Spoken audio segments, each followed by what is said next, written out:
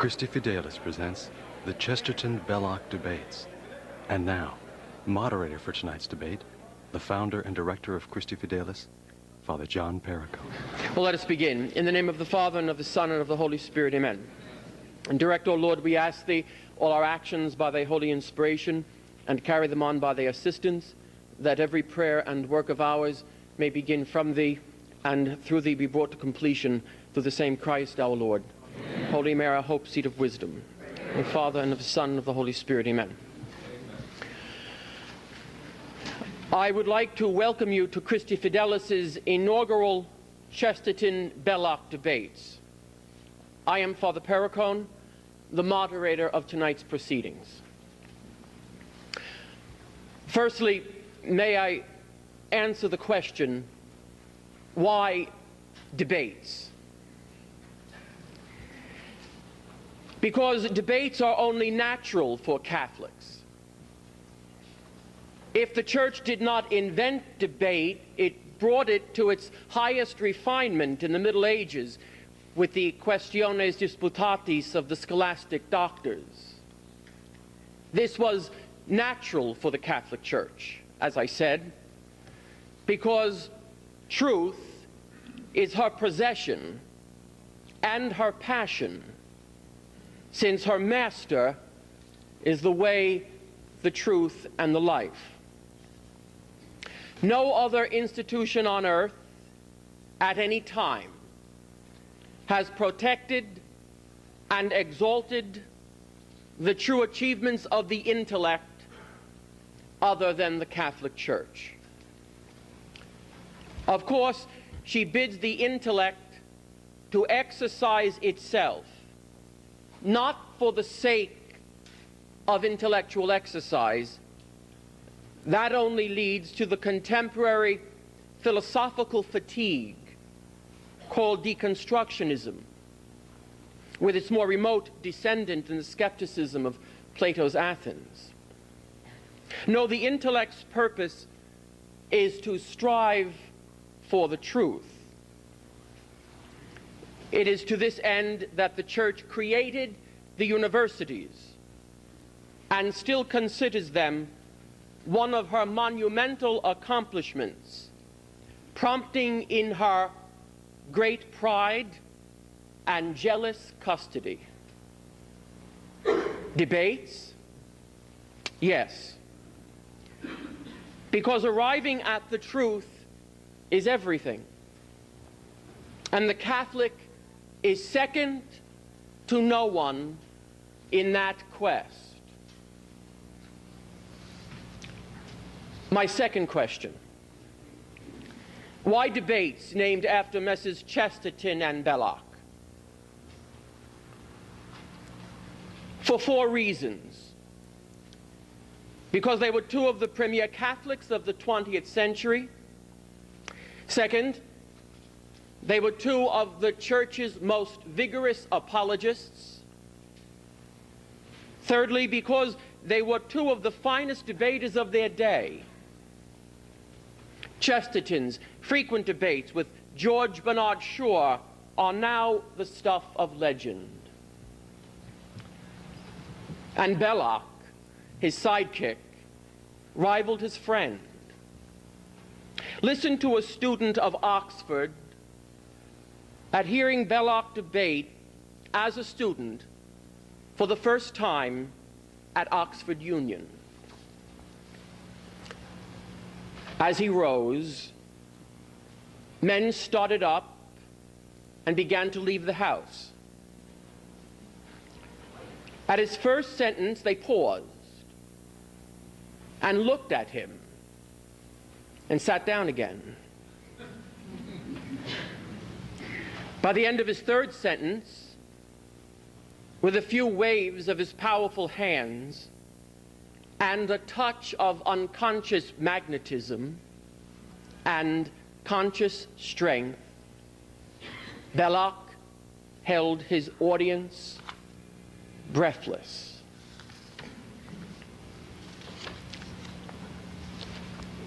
Together, G.K. and Hilaire were so formidable that their countrymen merely referred to this intellectual tag team as Chester Belloc. Yes, for those reasons, Christi Fidelis has named its debate series after those two Herculean Catholics. But there is a fourth. For all their consummate wielding of the English language and formidable oratorical skills, they were probably remembered as well for their civility, wit, and gentlemanly charm. In the tens of thousands of words launched in debate, you could not find one marked by acrimony or animus. This series will strive to imitate their high example as we attempt to let truth shine and great fun reign. The resolution of tonight's debate is the American cultural elite is hostile to religion in general and Catholicism in particular. We remind you that audience reaction is not prohibited.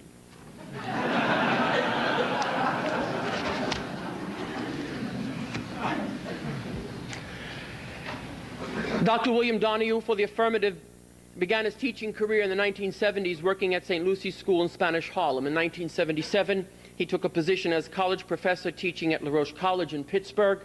In 1980, Dr. Donohue was awarded his PhD in sociology from New York University. Dr. Donohue is the author of 3 books and many articles. He is currently president and CEO of the Catholic League for Religious and Civil Rights, the nation's largest Catholic civil rights organization. He is the publisher of the Catholic League journal, Catalyst. Dr. Donohue is also an adjunct scholar at the Heritage Foundation and serves on the board of directors of the National Association of Scholars and the New York State chapter of that organization. Dr. Donohue. Thank you.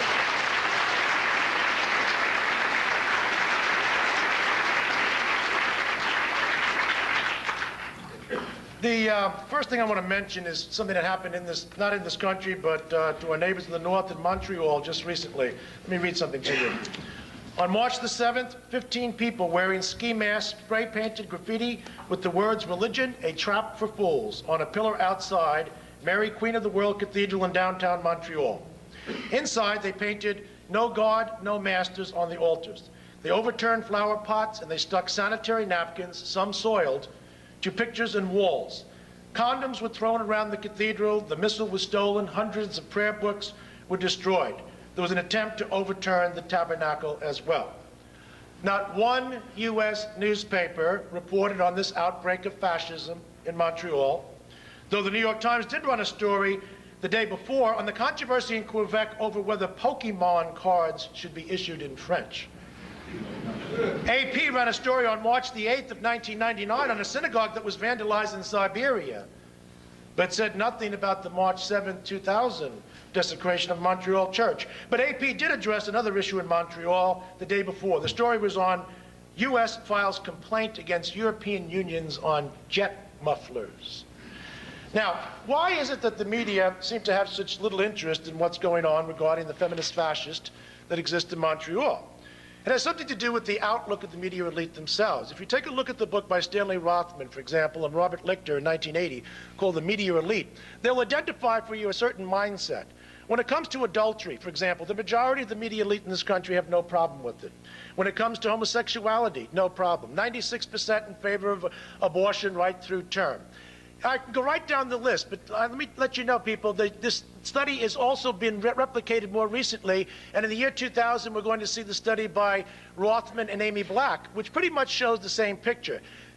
Basically this, the media elite are fundamentally out of step with the thinking of most Americans. Certainly when it comes to the question of religion, they are way out of step. For example, 94% of American people believe in God, and with the media, the figure is below 50%. 70% of the Americans attend synagogue or church or mosque weekly, but that is not true, certainly with the people in the media lead, it's something like around 5 or 10%. There's been a later work which I'd advise you to take a look at too, Anti-Catholicism in American Culture. The editor is Bob Lockwood, the research director of the Catholic League.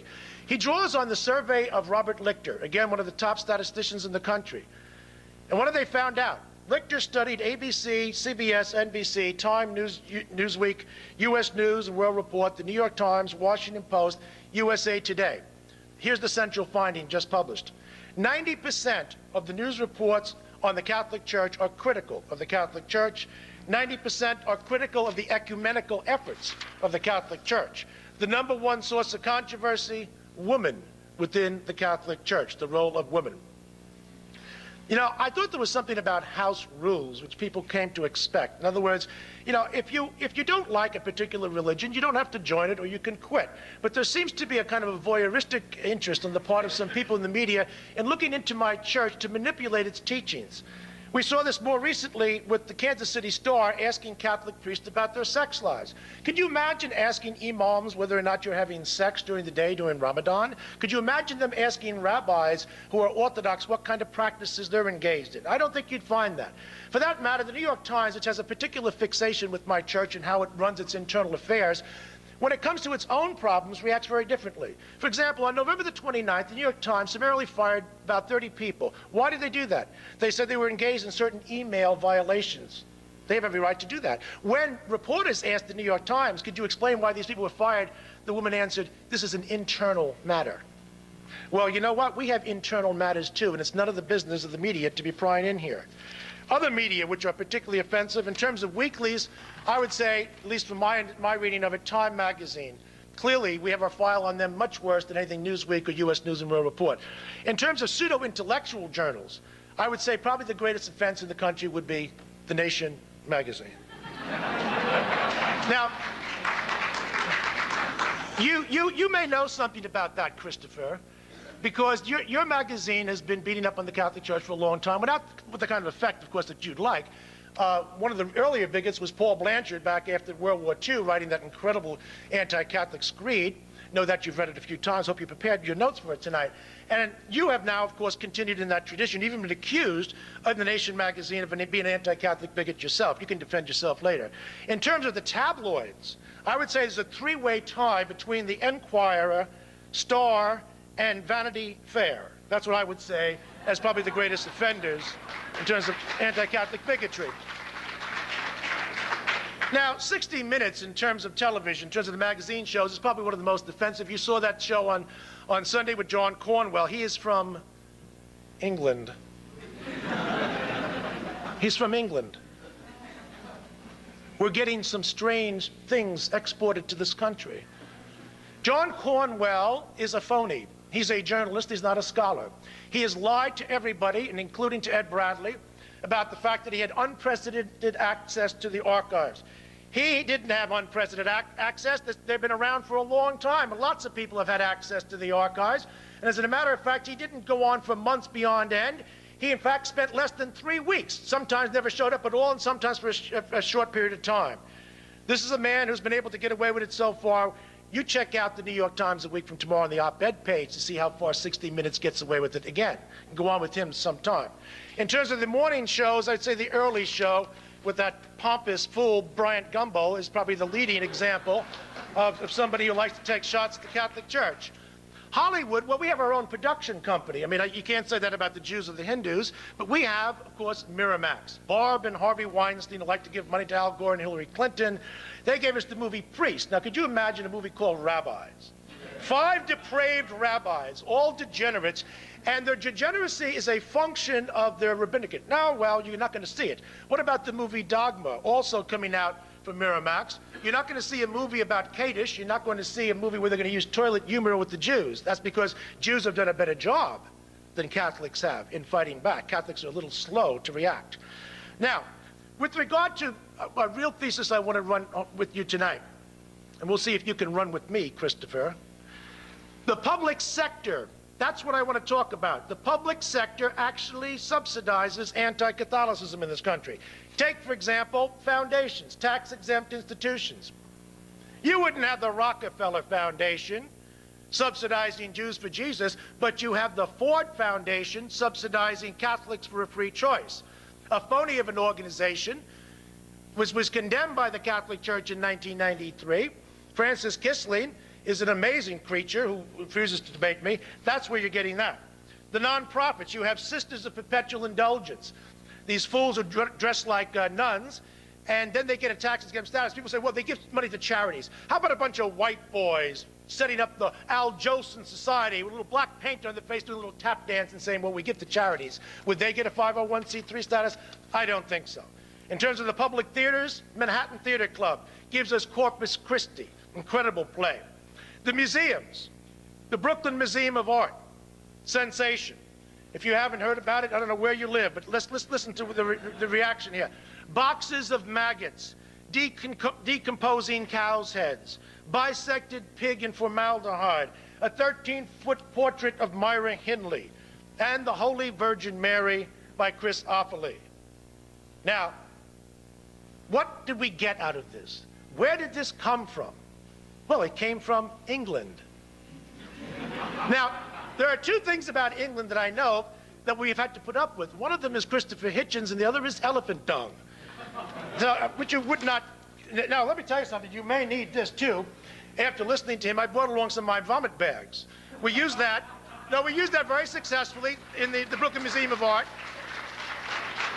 Because they told us that if you looked at this at the Holy Virgin Mary, that you may puke, and we took them at their word. We want to facilitate the process, so if anybody feels the need to puke, there you have it. Now, you also have a problem with the state schools in this country. Penn State, for example, a few years ago, the feminist fascists there decided to take a vagina, made a vagina with human hair, and then put our Blessed Mother inside of it to show how much they care about us. At Hunter College, another state-supported institution, you had Condom Jesus, and at SUNY New Paltz, the same kind of outrage.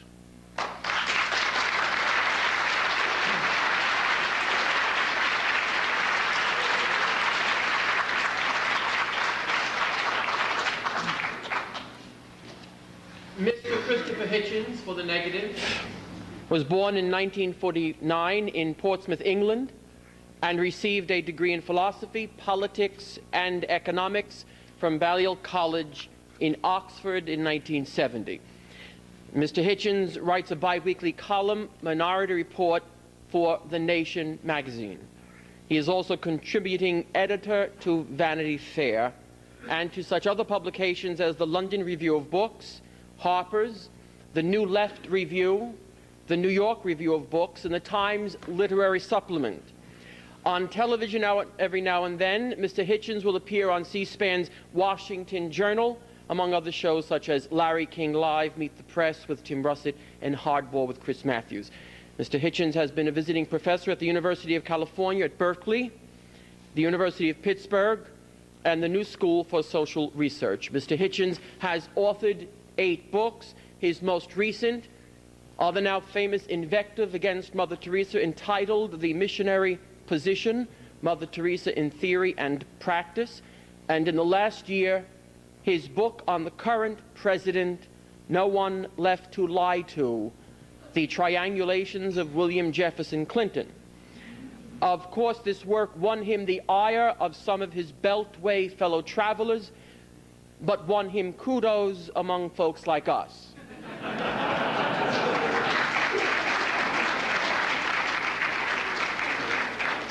Mr. Hitchens, at the end of the day, any foe of Clinton is a friend of ours.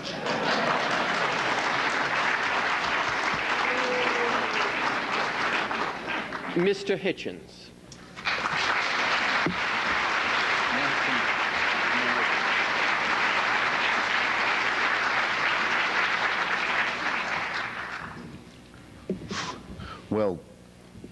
Well, kiss me, I'm English. Thank you, Father, at least for your generosity and fraternity, and also for giving me, in what you just said, that any foe of this revolting president is a friend of yours, or Mr. Donohue's, another proposition to rebut. I thought I only had one. I'm certainly here to dispute, not to be heard. Turn it on. Listen, can we settle this once and for all? Am I audible now? Did you hear the kiss me, I'm English bit? Okay. I wanted to thank, I felt I was obliged to thank at any rate the Father for his generosity and absence of vulgarity, and to say that in doing that, he nonetheless burdened me with rebutting yet another proposition, namely that any foe of this revolting pagan president is also a friend of his. I fear, Father, there you're too generous or too optimistic too.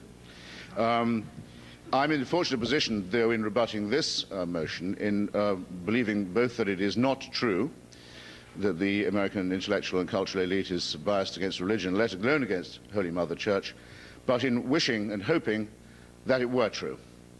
So I should either have half the time or perhaps double the time for my task. I am also an admirer, especially of the poetry of both Hilaire Belloc and G.K. Chesterton. Of Catholic writers, my favorite is Evelyn Waugh. Of atheist writers, my favorite is P.G. Wodehouse, of whom Evelyn Waugh was a great fan. And Mr. Wodehouse once, in trying to summon the image of a very loud and deafening noise, said of the person in his short story that to his disordered ears there came a sound as if the figure of Mr. G.K. Chesterton had just fallen onto a sheet of tin. Now, I think it's important for me anyway to be able to say that I don't have to begin, as I would have if I was speaking for the church, with any apologies. We don't have a lot to apologize for. It wasn't we who framed Galileo. It wasn't we who said that God wanted the Crusades. It wasn't we who mounted the Inquisition. It wasn't we who sponsored Pavlich, Salazar, Mussolini, Dollfuss, Hitler, Vichy, Franco, and the rest of it. And it wasn't we who preached the Easter sermons saying who was responsible for the death of a mythical figure and creating ludicrous pain to real people in the real world. We don't have to begin by proving that our institutions and our beliefs are human, as all human institutions are, that we are only mammals, as His Holiness the Pope is only a mammal. We don't make a mystery where none exists. We say that we face the heavens and we find them empty, and that some of us, at any rate, are not alarmed to find this emptiness, and would be more alarmed to find the heavens full of permanent supervision and invigilation, and that an ethical life may be led by someone with no supernatural means of support, without the fear, if it is a fear, or the hope, if it is a hope, of celestial invigilation. America is actually the country to which people came in the most of a hurry to try and find if that life could really be lived as a society. Some of them came to practice their religion freely. Many came to escape from persecution by other religions. Some came to be free from religion altogether. And that's why the Constitution is godless and doesn't mention the word, though it was not written by atheists. It was written by democratic theists and secularists. And that's why the meeting at Philadelphia, which decided these matters and decides them still for us, was a godless one, if not an atheist one. And that's why I think modern America should be a lot more anti-religious than it is, should pay less respect, make much less reverence to religion than its mass media, to which I'm coming, presently do. Read one page of Stephen Hawking about the event horizon, about the possibility that we will soon know not where the universe originated, but where it is tended, and the event horizon to which we may all be headed. There is more to inspire awe in one page of Stephen Hawking than in any of the fantasies of Tertullian, imagining that he could go to the window of heaven when he was promoted there and look down for his consolation on the torments of the damned. There's much more to be awe-inspired by in a page of Hawking than any number of burning bushes or other such myths. Now, it could be, and this part of the motion I think I might have to admit for debate purposes, that when religion is attacked in this country, that the Catholic Church comes in for a little more than its fair share. I may say I've probably contributed somewhat to that, and I'm not ashamed of my part in it. But doesn't the Catholic Church make rather large claims for itself? The Catholic Church claims to hold the keys of Peter. The Holy Father claims to have that power and to be the vicar of Christ upon earth. It is said that only through this means and this approach can redemption be achieved. These are large claims for a human and fallible and political and bureaucratic institution to be making for itself in the age of Hawking. I think it's also the case that America is preeminently a country of, if not sexual license, as you might imagine from hearing Mr. Donohue. I mean, I'm surprised that you can cross the streets without copulating individuals and with dogs throwing buckets of water over them to keep the temperature down. But at any rate, a country of sexual tolerance, a country of sexual, I'll settle for pluralism, would settle for pluralism for now. Well, Holy Mother Church doesn't settle for that. Holy Mother Church makes rather strict demands. Holy Mother Church prohibits, by various edicts, ukases, statutes and pronouncements, all forms of sex that are not specifically devoted to the outcome of procreating further Catholics, and it enforces this with a celibate hierarchy. Now, that's fine, and it is your choice, and as you say, Father, as you don't say, Father, excuse me, but presumably would, but as Mr. Donohue did say, no one has to join that church. But that church, where it can, does try and impose those standards on non-believers and non-members. And there will always seem to some people, I think, something absurd in the enforcement of such statutes, especially since we know most Catholics don't observe them, by a celibate oligarchy and hierarchy. And isn't it said, and should it not be believed, or at least affirmed, or at any rate not repudiated, that you should expect to suffer for this? That you should expect to be reviled? That you should be proud to be abused? That you will be told that what you believe is absurd? That you should be glad to hear it for his sake? That those who despitefully use you are to be expected? And isn't that a rather dignified position, a rather honorable position for the church to take? Something that even an atheist and humanist and Marxist like myself can understand and respect. But instead, what do we get? An endless whine of self-pity, of, well, why are they picking on us? They wouldn't say that about the Jews. An endless play on the ethnic politics and identity politics card, an endless appeal to self-pity, where you should be proud that you're in a fight for your politics and your church. And you seem instead to be resentful about it, and perhaps, who knows, a little insecure.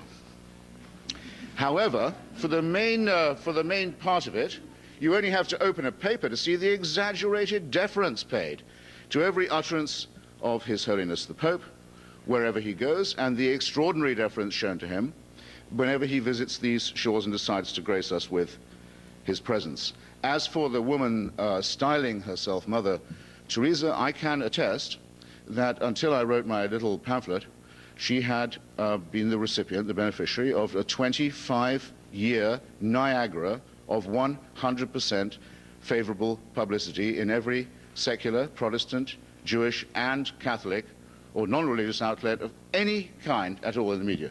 Only by the grace of my intervention could it not be said when she died that no one had ever said a single word against her. And that no one had ever pointed out that she had fawned on the Duvalier family in Haiti and said that they were the Lord's anointed and beloved of the poor.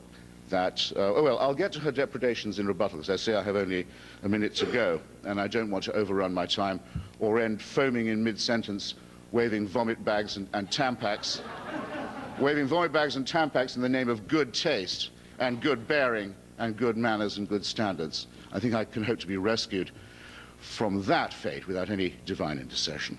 The truth of the matter is, ladies and gentlemen, comrades and friends, brothers and sisters, religion has it very much its own way in this country of ours.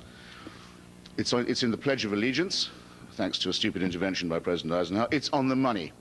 It's in the opening of Congress every day. It's at the National Prayer Breakfast. It's when the delinquent president summons his advisors and his spiritual team in order to fend off what should have been inevitable. It's when Al Gore can't bring himself to criticize the decision of the Oklahoma School Board. And it's high time that that situation was reversed and we developed a proper immunity to it and made sure that religion could only be self-inflicted. Thank you.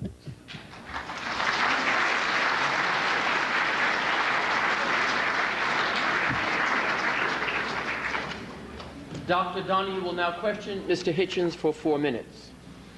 I think I know why you don't like Mother Teresa, but I think you really should be man enough to tell the audience some of your more despicable comments. So since you weren't, I'll do it for you. These are Christopher Hitchens' words. Mother Teresa, in regard to her opposition to abortion, he said, quote, "It sounds grotesque when uttered by an elderly virgin." She has also been regarded as a presumable virgin, and you've also referred to as an elderly virgins terrified of sex should not tell the rest of us how to live our sex lives. So that's really the kind of individual you are, Christopher, so don't give me the stuff about Duvalier. Now, why is she such a threat to you? All right. You see, both Christopher Hitchens and Mother Teresa had one thing in common. They both professed to have something in common with regard to the poor. They both said they were concerned about the poor. Unlike Mr. Hitchens, Mother Teresa actually did something about the poor. So she... Well, what's bothering him is that here's a woman engaged in private philanthropy, grounded in her Catholic tradition, and you, sir, you want state socialism. That is why she terrifies you, and she continues to terrify you. You want coercion, and Mother Teresa, of course, chose altruism. You know, if you're going to write a book, too, you really have to do it in a scholarly fashion. For example, this is a scholarly work. This is a book which I wrote, okay? This is a piece of trash. This is a book which you wrote. Now, why would I say that? This is the Mother Teresa book. Not because of the content. He has the freedom of speech. When you write a book, if you're going to be taken seriously, it's always helpful to have an index, okay? You don't have any index. Yours is 8.5 by 5.5, 98 pages. But more importantly, there's something called footnotes, which go at the foot of the page, or endnotes, which go at the end of the chapter. If you take a look at my book, you have 1,060 attributions. It's called evidence, Christopher, and we open up your book and we don't find any. Now that, you see, if you were one of my undergraduate students, that would have to merit an F. I'm sorry. It doesn't carry any weight.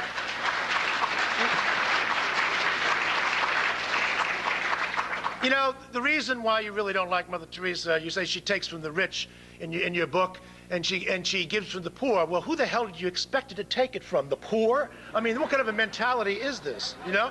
She visits dictatorships, so does the Red Cross. And what do you have against dictatorships anyhow, sir? You've been in love with the Marxists all over Latin America.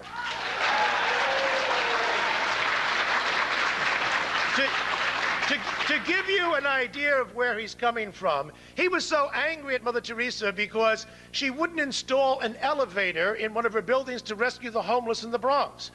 He didn't mention that she agreed to take them up the stairs. The nuns would carry the homeless up the stairs. No, because the mind of the bureaucrat, the person who must have the state, is the mind of the person who would be against anybody who's doing anything like this. It's called voluntarism. But most amazing, in your book, you say that Calcutta needs population control. But on the page before, you actually say that secular leftist politics predominates. Didn't you quite figure out the cause and effect?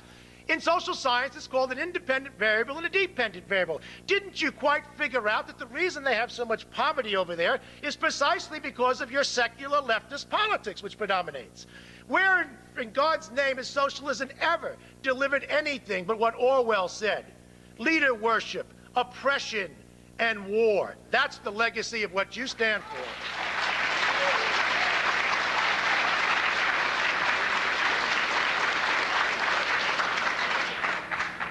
Thank you, Dr. Donohue. Mr. Hitchens will now question Dr. Donohue for 4 minutes. Oh, I see. I didn't want it to be... I thought that was a question. Can questions take that form? If questions can take that form, I can question Mr. Donohue for longer than 4 minutes, believe you me. I think I'm obliged, am I not, to reply to what was just said of me? Yes, would be unmanly, to borrow a term from Dr. Donohue, not to do so. Well, it's hardly to convict me of skulking to say you don't have the nerve to say what you then quote from my own book as having said. So that's my first point. I mean, I suppose I do hide behind my own publication and my own byline. If I didn't quote myself, I at least didn't repeat your error, sir, of solipsism. But I can't have it said of, even of the Red Cross, for which I hold no brief, that they take money from dictators. I'm sorry, the Red Cross does not go to dictators and ask for money. What Mother Teresa in fact did was to go to Haiti during the rule of the Duvalier family, to take money from the Duvaliers, which the Duvaliers had stolen from the poor. You will remember. You will remember that the life of the poor in Haiti was notoriously hard, and to make a speech in which she said that the Duvalier family was loved by the poor in Haiti, and that as far as she could see, the poor in Haiti loved them back. Now that's what she actually did and what she actually said. And you can square that as you will with her claim to be a saint. I don't trespass on sainthood questions. It's none of my affair. But those are the facts. Again, with Charles Keating of the Lincoln Savings and Loan, who had fleeced the poor of California through a Ponzi scheme. She took a large sum of money from him and a private plane, and the use of a private plane, and when asked by the court in California to return the stolen money, said no, or rather didn't reply, having interceded in the court to say that Mr. Charles Keating was a good man and a friend of the poor. Again, these are the facts. Now, it was not said by Mother Teresa. I'll say this much for her. She didn't say, but some of her apologists did say, well, Jesus of Nazareth knocked around with some pretty bad characters too. Sinners, publicans, tax collectors, that sort of type. Whores as well. No one accuses Mother Teresa of knocking around with that kind of type, and as far as I know, she never did. But he wasn't, if he was a real person, he wasn't shaking them down for their money. So the analogy, even if I accept the grammar or morality of it, would not hold. Mother Teresa took stolen money from the rich, money they had stolen from the poor, and she spent it on, well, we don't actually know what, because there was no audit. But we know it wasn't on hospices and on healthcare and feeding people in Calcutta, because that remained consistent. Her outfit was as poor when she finished as when she started.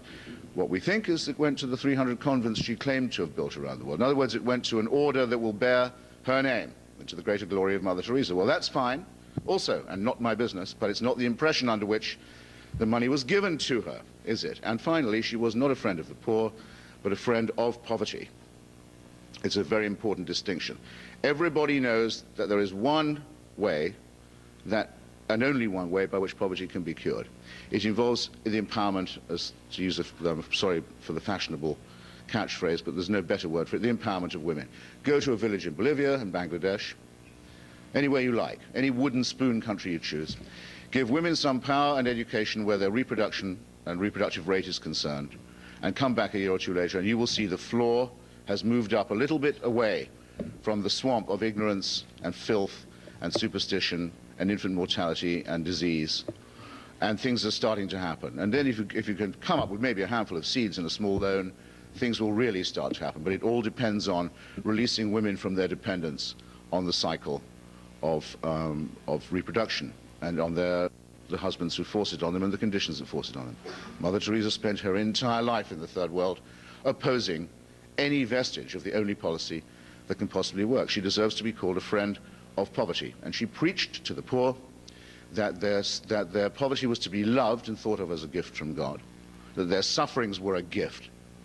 And she preached to women that in Ireland, for example, one of the last acts of her life, to go to Ireland to campaign against the constitutional ban on divorce that's since been lifted by an all-party agreement. She campaigned solidly in the no referendum to say, no, a woman in Ireland who's married to a drunken alcoholic, a child abuser and wife beater may never hope to be divorced and remarried. And the Constitution of Ireland will tell this to Protestants too, because the Constitution was then applied to the whole of Ireland, and thus making peace between the two communities entirely impossible. And then in her interview with the Ladies' Home Journal said about her friend and fellow campaigner, Princess Diana, the spoiled narcissist princess of all time, that it was great that she'd got divorced because her marriage was so unhappy. This is, I'm sorry, ladies and gentlemen, a return to the time of the sale of indulgences and the most disgraceful days of your church. Thank you, Mr. Hitchens. You take her, not me.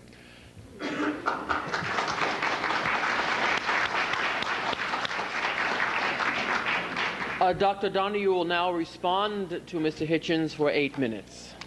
8? Charles Keating, by the way, gave the money to Mother Teresa back around 1982. You left that out. Very convenient. When he was involved in this swindle in the 1990s, the money was already spent on the poor. That does not appear in your book, and you're not man enough to say it again here this evening. Now, this fawning over the poor that you supposedly have, you should have an interest in the poor. It kind of reminds me of people who said that, Jimmy Carter was a good president because after he left the presidency, he kept making houses for the poor. My response to that was, and the same response they have to you, well, hell, he ought to. He helped make enough of them poor in the first place. Why shouldn't he build some houses for them? I mean, after all, it is the philosophy of The Nation magazine, is yours as a Marxism. It is the most failed philosophy in all of history. You've been on the wrong side of history. Marxism is what is, you talk about apologies. You don't want to apologize for anything. There are more people dead in the 20th century as a result of what government has done than what any religion has done. 120 million people lost their lives. It's called communism. Now, if you don't make this...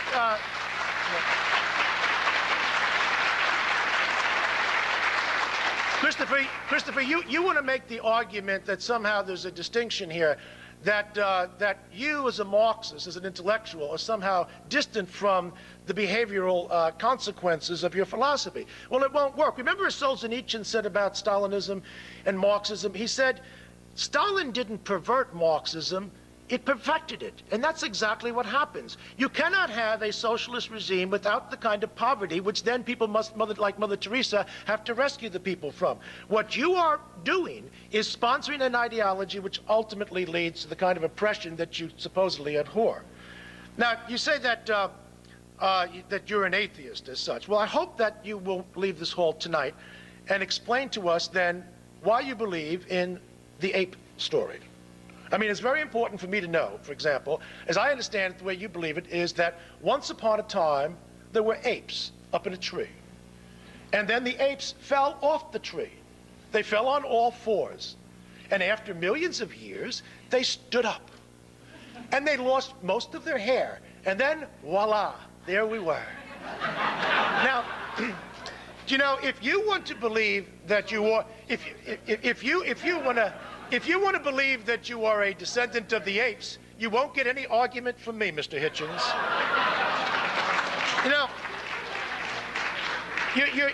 Your little lecture about woman is rather misplaced, too. It's the people who practice sexual libertine philosophy are the ones who are dead. Did you ever figure out that, for example, in 1989, when the gay thugs ran into St. Patrick's Cathedral, and they trashed the cathedral and spit the Eucharist on the floor, they had a kind of reunion here in December. There's almost none of them showed up. That's because they're dead. Now, why are people dead from sex? Is it because they are practicing natural sex, or are they practicing unnatural, promiscuous sex? Now, nobody that I know of in the entire world has ever died of sex if you listen to what the Catholic Church teaches. It's only people in rebellion to it.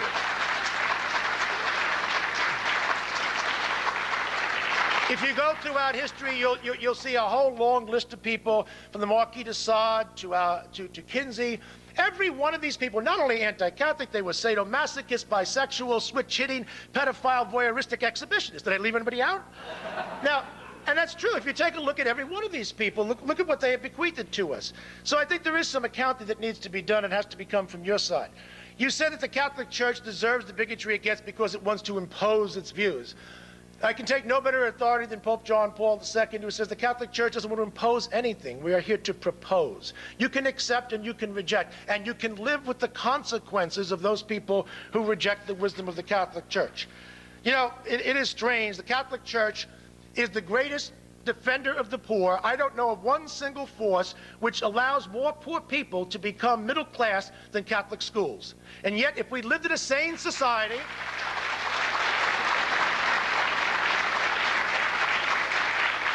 If we lived in a sane society, we would close down the Department of Education and give every single dime to the Catholic Church to defend the poor. That's what we would do. But the government is too busy watching Catholic priests on Sunday. Are they talking about abortions? Meanwhile, we have the Protestants stumping in there, don't we? Have Gore and the others. And we have them getting endorsements in the Protestant churches. In 1988, you had two Protestants run for president, the Reverend Jesse Jackson and the Reverend Pat Robertson. Could you imagine if instead, in the year 2000, we announced that Father Perricone is going to run for president?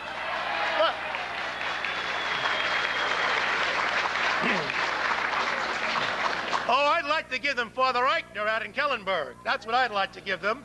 And if I really want to stick it to them, I'll give them Monsignor John Woolsey. That's what I'll give them. Yeah.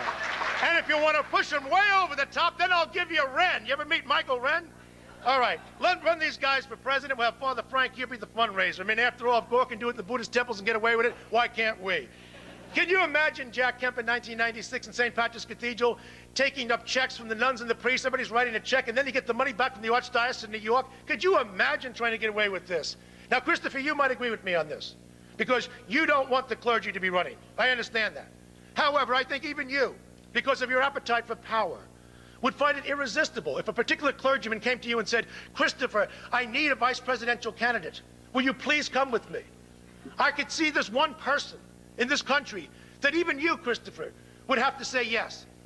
Bob Jones III. Now, what a ticket we have.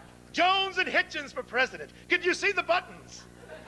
Now, you could actually bring in your friend Ian Paisley, another guy from the other side of the country. I mean, Ian Paisley has a lot in common. He's not only a fellow Brit with him, but he's also a guy who got an honorary degree from Bob Jones University. So you'd have some fun with that. I'm sure you would. Yeah. You know, the hypocrisy that goes on with this thing is never ending, particularly with regard to the government. And I want you to talk to this question of the public subsidization of the government here. We had in Chicago in 1988, people went in and they took Mayor of Washington, put a portrait of him in the Chicago Institute, in underwear and the like. What did the Black City Council do? They ordered that the artwork be impounded. So what happened last year, the year before, when the Los Angeles City Council, how many of you know this, they actually passed a resolution condemning a particular network for putting on a program, The Secret Diaries of Douglas Pfeiffer. Could you imagine if Donohue went to the New York City Council and say, hey guys, you want to pass a resolution condemning nothing sacred? I mean, they look at you like you were crazy. So what we have is a double standard. You don't like the double standard because you want to contribute to anti-Catholicism. At least you're on record about that. Well, that's one thing I have to say of Mr. Hitchens, because he's not a liberal. Liberals usually lie about these things. He will tell you right to your face that he believes that you should have more bigotry. But where you really break down, though, is that if you yourself were the victim of some sort of bigotry, you would be the first one to scream bloody murder. You, sir, want to have it both ways. You want to talk about the necessity of human rights. Meanwhile, every time you get a chance to undercut somebody who's fighting for human rights, you will do so. So that's what makes you the ultimate phony. Thank you, Dr. Donohue. Mr. Hitchens will now have 8 minutes to respond to Dr. Donohue. Actually, I hadn't quite got through with Mother Teresa, but I think probably Dr. Donohue, if I must call him that, will duly take any criticism of her as a reflection on his own probity.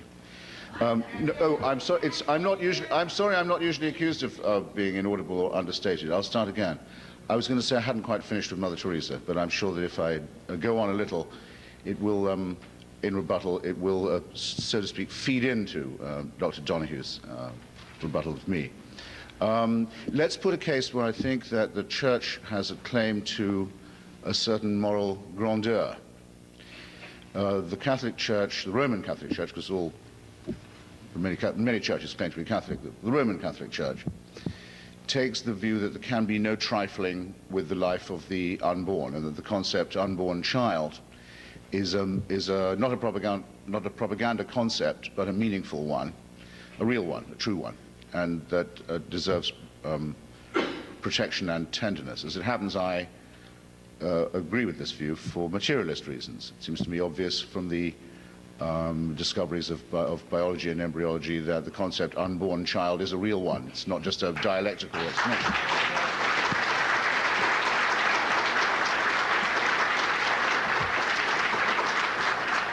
And it has to be granted to the Church that it has made this a centerpiece of its ethic and its morality.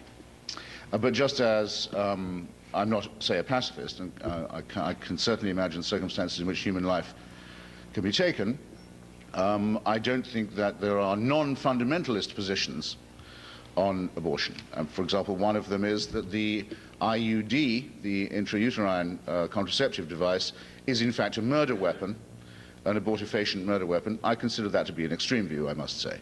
I think there is the possibility of common ground to be found on this if such extreme positions are dropped. I also do not believe, and cannot really believe that anybody does believe, that what is sometimes called artificial contraception, in other words, medical or chemical contraception, is the moral equivalent of abortion, and thus that really all forms of contraception are murder also.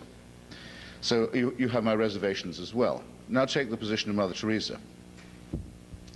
She's given the Nobel Prize for Peace. She's never done anything for peace, never claimed to do anything for peace, and actually never said anything about it either. But she accepts the award. Another occasion, by the way, where I'd like to know where the money went, but never mind. You can't just take the money at Stockholm. You have to make a speech. And it has to be about peace. And I have the speech, and Mother Teresa in that speech says, well, the greatest threat to world peace is abortion. Now, this is not a sensible view. It's an extreme view. It's a fanatical view. It's a fundamentalist and zealot view.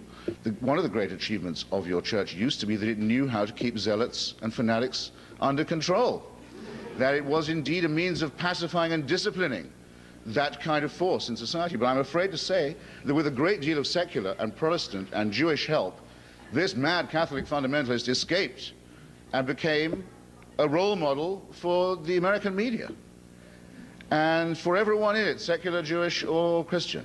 And then, having witnessed this absurd rodomontade, the effective secular canonization of this woman who, as I say, was a friend of poverty, was a friend of dictatorship, was a friend of ignorance and superstition and fanaticism, and to see her adopted by the entire secular media and welcomed by all, and I have to come here and explain why everyone's pounding on the Catholic Church. It's preposterous. There's no sense of proportion in this way of arguing. I'm sorry, Doctor, or I must say in the way you argue it. I'll accept as a joke what you said about Darwinism, and I'm sure you hope that everyone else was hoping, vulgarly though it was phrased, that it would be accepted in that way too. I don't think I can quite let go the idea that no one would be in any physical danger if they followed only the sexual precepts of the Church, and you'll have to forgive me here.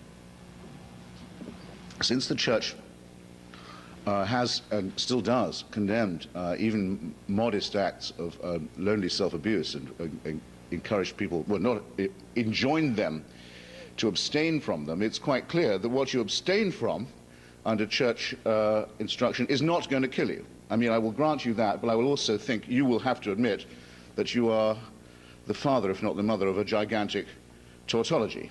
Teaching of that kind, teaching about abstention, clearly cannot lead to death from sex. But to say that AIDS is death from sex is, I think, to commit an obscenity.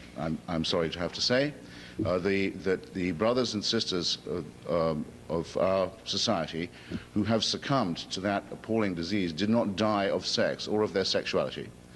And remember, homosexuality is not just a form of sex, it's a form of love. They died.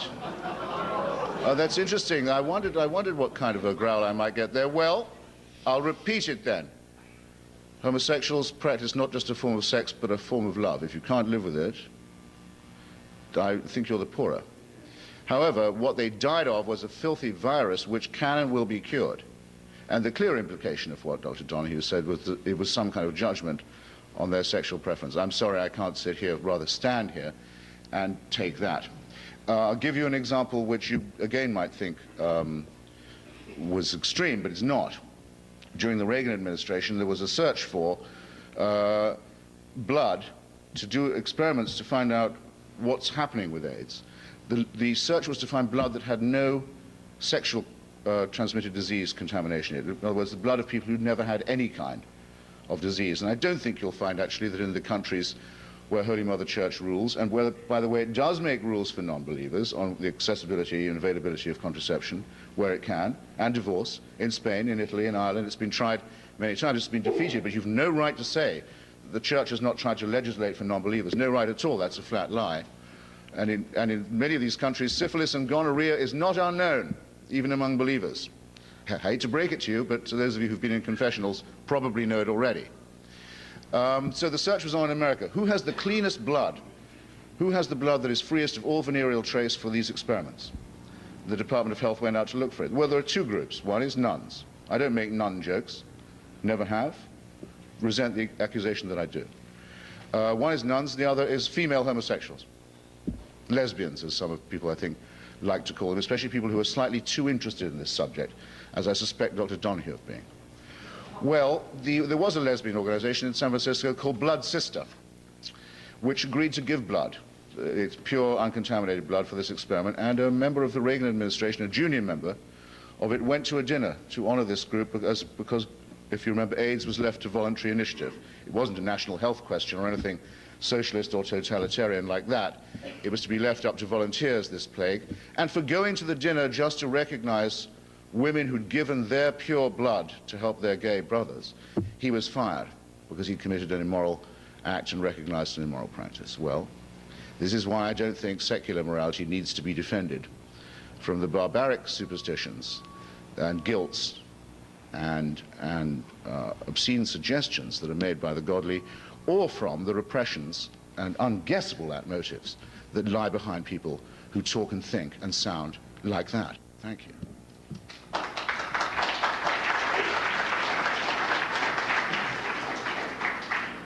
Dr. Donohue will now have 6 minutes for his closing statement. You don't write jokes about nuns, you just write vicious things about them as you did about her virginity before. So that's right, you're in a different category. You know, the reason is that abortion is the greatest threat to world peace. I mean, if you understand who the most defenseless segment of the population is, Christopher, then you wouldn't have to have me try to explain it to you. If a woman can kill her child, she can kill anyone. And if men put up with it, and if men encourage it, who's next? You don't quite seem to get that, but that's for another day. The reason why Mother Teresa is loved by the media, and they don't particularly care for people who are socialist, is precisely because they recognize in her, as they recognize in the Holy Father, we're dealing with somebody very, very special. We're dealing with holy people, a concept which is obviously foreign to you. We have a situation with regard to the AIDS thing that I find is absolutely amazing. Did you think that you can win this argument? Did you think a little bug came along and bit these people in the behind, and that's why they wound up with AIDS? I mean, the time has come to really talk the truth here. If you drink too much, you will get cirrhosis of the liver. If you smoke too much, you will get lung cancer. And if you practice promiscuous sex, you will wind up with some type of VD. That's because the body cannot take that kind of punishment. There's something called the natural law. There's something called the natural order. You don't want to hear it, but it happens to be true. You know, I was on with Larry King myself, and they said, well, they're talking about AIDS. And I said, well, I'm not going to get it, not unless I get one of these transfusions. And you know the reason why I'm not going to get it is because I don't sleep around, I don't practice anal sex, and I don't take drugs. So I'm not going to get it. Now, I feel sorry for people who get it, but you know what? There are people who are out there who know exactly what they're doing. If you had a group in Washington, D.C., which said, smokers of the world, unite. You get all the tobacco people in Washington demanding that we have more research for lung cancer and saying, you have no right to tell me to do what I want with my own body. I have every right to smoke cigarettes, but I demand that you find a cure for my malady. We'd look at them as if they were mad. But yet we find this with the gay population and with the straights who are also getting the results of what they do. Now, you and your secular morality, you know, there is something called the 10 Commandments. They're not recommendations, and that's because it speaks to human appetites. Thou shalt not, Christopher. It's written, the understanding here is that human nature on its own might in fact indulge in the passions and the appetites which lead to this kind of behavior. You know, the Catholic Church is hated. You know why? Because the Catholic Church speaks the truth. The Catholic Church talks about absolutes in a world of relativism. The Catholic Church knows what freedom is. The freedom is the right to do what you ought to do. In a culture where it says freedom is the right to do whatever we want to do. But no, you would rather be in bed with the deconstructionists. And so we found out what they think, don't we? That there is no such thing as truth. That's why people like DeMann can go on teach at Yale University after collaborating with the Nazis. It's only a natural fit if you could only figure it out. Foucault, another one of your masters out of France, sadomasochist who wound up with AIDS and then intentionally spread it to people here. And of course, he got a job at the New School for Social Research, obviously where he would belong. So no, you've got to take a look at the consequences. You cannot just say we have an ideology here which means good and then take a look at the consequences as divorced from it. And that's exactly the kind of problem that I think that we have with you. In any event, listen, we've got some very good news here with the Catholic League. Despite your appetite to have us lose, we are winning. And I think that's the driving thing that's driving people mad. Not only you, Hitchens, but a lot of people in this country. If you take a look at the victories the Catholic League has had, it's astounding, isn't it? Take a look, for example, what happened tonight, if you got the news. I got a chance to be on with Peter Jennings here just about an hour or so ago. We've been fighting the Republicans and the bigots in the evangelical Protestant community who are out there to try and sunder a priest from getting the job as house chaplain. Well, as a matter of fact, House Speaker Denny Hassett, the former wrestling coach in high school, stood up and said, I am going to ask Reverend Wright to pull aside. And he did do exactly that. And it was announced tonight that a Catholic priest has been installed as the new House chaplain, the first time in 215 years.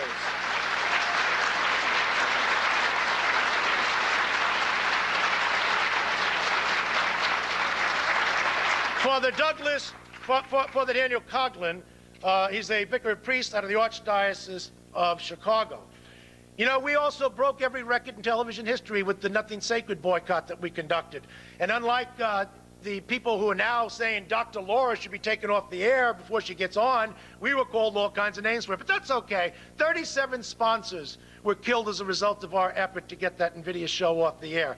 The Simpsons, we made the point on that, too. And they said, you can go after the Jews, you can go after the Muslims, you can go after the Baptists and Presbyterians, leave the Catholics alone, because we sent an unmistakable message. In fact, NBC just recently canceled putting on a show The Last Day because of the efforts of the Catholic League. We've gotten CDs retired voluntarily without coercion. We don't have to go to the government to get what we want. We use the private pressure. And one of the things that I am most proud of, and some of you in this room, I'm very proud of you too, because you were there with me. When we went against Corpus Christi, the gay plague, we had 2,000 people in the streets. And the other side, with their stupid little balloons from people from the American way, 300 people. Oh no, the clock is ticking. The cultural clock is ticking, Christopher, and it's not going your way anymore.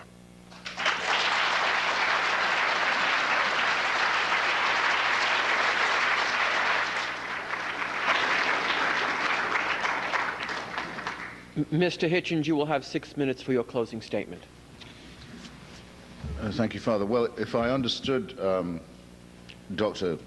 Donohue correctly just a moment ago, he seems to have come over to my side of at least the formal part of the motion this evening, since it is my contention that religion is unusually privileged in this country by the cultural elite and the political and the intellectual and academic elite too. Now we read of a string of new triumphs, including I think a bad time for Bart Simpson and some kind of papist in the well of the House. I mean, isn't this all going your way? Next you know, they'll have Under God on the Money and in the Pledge of Allegiance. I rest my case. It's always seemed to me quite preposterous to hear this self-pity from Roman Catholics about what actually is a church pretty much triumphant, not to say militant. I mean, look, it is, I know it's true that there was a time when people didn't like Irish Americans and they didn't like Catholic Americans and often confused the two. But now the Kennedy family is a celebrity family and everybody loves them. And everybody loves them and they're your problem and not mine. But I think we can dispose of that under the rubric of, is this a great country or what, actually?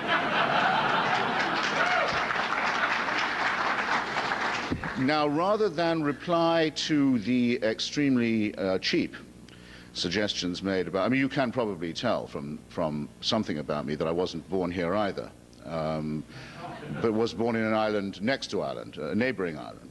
It was mentioned a couple of times. Rather than reply to the rather cheap assertions that were made about that, I'll reply to them in someone else's behalf, namely my friend John Cornwell, who was mentioned earlier, and I feel it's my turn to defend him since he's not here. John Cornwell is as unlike me as an Englishman as it's possible to get. He was at Ampleforth School, which is the sort of, I don't know what you'd call it here, the Loyola of English public schools. He takes his church and his adherents, he's a communicant and devout member of the Roman Catholic Church, and takes his adherents to it, took it so nearly to he only just avoided, and it wasn't by my pleading with him either, taking the vows that would have made him a priest. It is also true, and I'll restate it because it was denied, and denied in a confusing manner, that he was allowed tremendous access to the Vatican archives, and it's true because he had, on his previous visit to those archives, which had been open to him before, written a very stern and rather brilliant book in defense of insinuations made against the Church and against the polity in Rome that it had murdered the previous Pope. You may remember there was that outbreak of surreptitious reporting at one point. John Cornwell put all that to rest with the help of the archives. That's why he was trusted to do what he did about Pope Pius, and that's why what he has found is so annihilating, and why it's so dishonest not to pretend that this is a crisis for those who believe that the Pope is or was or could be the Vicar of Christ on earth. Because here's what this Vicar of Christ did do, and I'll mention only a couple of the things. But this Vicar of Christ did tell Heinrich Brüning, the leader of the Catholic Centre Party in Germany, to dissolve his party, to give up having a Catholic Centre Party and to join and vote for the accession of the National Socialists and of Hitler specifically as Chancellor. This Vicar of Christ on earth also did make it a mandate that every German bishop celebrate Hitler's birthday every year from the pulpit. It is a tremendous testimony, it seems to me, to the unease with which the cultural elite approaches church matters, that to this day, I haven't read a review of this book or a discussion of its incredible findings. You have not lived, ladies and gentlemen, if you believe in the dialectical principles that the good father was kind enough to reiterate to us in his opening. You have not submitted yourself to a dialectical test as Catholics, and I gather there are some of you here. If you have not exposed yourself to John Cornwell's book, I'm closing on my time. The big difference between us is this. It's nothing to do with the particular depredations of Rome. It's certainly nothing to do with the particular depredations of Bob Jones University. And like I should perhaps say for myself, and as I could also say for John Cornwell, that he and I have both opposed very strongly British policy towards partitioned Ireland, which involved writing anti-Catholic laws into the statute books. We've both opposed the laws in Britain that say that, for example, no member of the royal family can legally marry a Roman Catholic. And we both opposed the Guy Fawkes celebration, which celebrates the lynching of a Catholic, and so on, and the strain of vulgar sectarianism that is and remains in British imperial life. And I've written myself, I was actually the first to write about the connection between Ian Paisley's thuggish, murderous sectarianism and the Bob Jones University's down-home racist version of it. So it was particularly nasty, but since Mr. Donohue, I do know, reads my stuff, I don't know why, but I know he does, for him to give you the opposite or a contrasting impression. But the difference is this, and it's a major difference. I do not believe that I was created, and I don't believe I was created sick and then commanded to be well. I just choose not to believe it. I don't think it's a plausible proposition. I don't think that it's plausible to say that you hate the sin and love the sinner when you talk like Mr. Donohue does about homosexuals. And I think it's casuistry anyway, because who really goes around saying, I don't like rape, but I love those rapists? I think the religion gets a free pass in making moral casuistry of this kind. I think it is possible. I may not be the best example of it, and I did flicker a bit with enthusiasm when the alcohol and tobacco lobbies were mentioned a moment ago. If you'd thrown in firearms, you'd have had me altogether. I may not be the best example for it, but it is possible and probably necessary that people lead ethical and moral lives without claiming the solipsism of divine protection. Thank you. Thank you, Mr. Hitchens.